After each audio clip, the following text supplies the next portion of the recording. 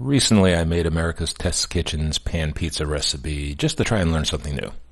Followed the recipe, the process, and ended up throwing it away. Understand, I'll eat cardboard with pizza sauce mozzarella as long as it has the right balance of sauce, cheese, and toppings. But this was not pizza. This was a extra thick focaccia with an extra thick layer of cheese, just a hint of tomatoes, and a burnt edge of Monterey Jack cheese. Now, I've been making pizza at home for 27 years. Honestly, the first decade was not great pizza.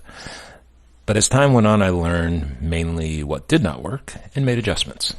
Pizza is a balance of crust, sauce, cheese, toppings, and baking. Baking's the hardest part to get right. And in their video, America's Test Kitchen needed to put the pizza on a burner to finish cooking the crust. That was after the cheese was overcooked. And also that 4 ounces of Monterey Jack cheese that was carefully pressed into the cast iron pan, that was missing. On mine, that was a burnt mess. When I first watched this crispiest pan pizza video, I knew it was not going to be what I expected, but I went along for the ride. Each style has its own recipe and rules. Pizza Hut defined the pan pizza here in America. It's a focaccia crust, but not a really thick crust, with a good amount of sauce and a normal for a Neapolitan pizza amount of cheese. Okay, so the big question is where to start. The first thing that really needs to be addressed is the thickness of the dough. There's just way too much of it. Now, I will admit I actually prefer the consistency of this dough to what I come up with on my own. I built mine from various focaccia recipes, but this is a little lighter, and I like it. So I'm going to stick with America's Test Kitchen's ratios going forward. But being the computer geek type of person I am, I naturally created a spreadsheet. First thing I did was take everything I knew and dropped it in there. Things like diameter of the pan, how much water, how much flour, how thick the crust came out. From this, I determined the flour to water ratio, which is 1 part water and 1.375 parts flour. The volume of dough that was created. I also noted that America's Test Kitchen's pizza did not have that iconic crust around the edge, so I made an adjustment in the spreadsheet to accommodate this. I haven't quite figured out how to get that in there, but I added it so that I won't have to calculate things later. I decided that a half-inch thick crust wasn't enough, but I didn't want to go with 3/4 inch thick crust, so I used 0.6 inch. Don't ask, it's just what I was thinking at the time. So I mixed enough dough for what I thought would be right, 4.4 ounces of water, 6 ounces of bread flour, and sat down and think about the next thing I was not happy with. That is the consistency of the thickness of the crust.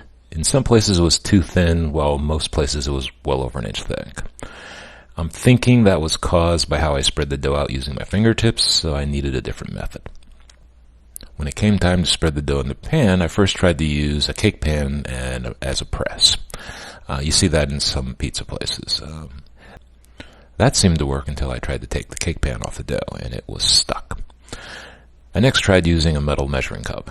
That worked better, but I still had issues getting the crust to the edge of the pan. What did work was a combination of the metal measuring cup followed by using the back of my fingers. Now, the dough was covered in a lot of olive oil, and I used a paper towel to absorb that, just in case you wanted to know. The last two things I wanted to tackle was removing the need to put the pizza on a burner after it came out of the oven, along with preventing the cheese from being overdone. What I decided to try was covering the pan the first 10 minutes and then finishing the bake without the cover but at a lower temperature, 350 degrees. That was to hopefully prevent the cheese from getting overcooked. I left off the Monterey Jack cheese because the first time it was just a burnt mess on mine. While I hoped this would be much better, I didn't want that disappointment again, so I just said no. The result was a much better pizza than the original recipe from America's Test Kitchen. It still has some flaws. The crust on the edge was not as cooked as I would have liked, but I'm guessing they added the cheese around the edge to compensate from that, sort of to hide it. I think a slightly thicker crust, I should have gone up to 3/4 inch, that would have been better, but overall I'm really pleased.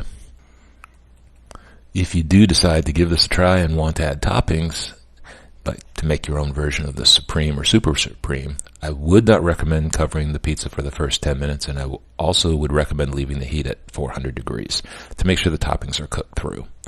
For a pepperoni pizza, I would cover for the first 10 minutes and leave the temperature at 400, but you will need to watch it carefully because the cheese might get a little burnt in the end. So just watch that for the last 2 or 3 minutes. Toppings will protect the cheese from burning. It'll also allow the crust around the edge to cook a little better because you'll be at a higher temperature or cooking a little longer. I hope you found this video helpful, so please hit that like button, and if you want more of this type of content, subscribe and ring the notification bell. I'll see you all next time.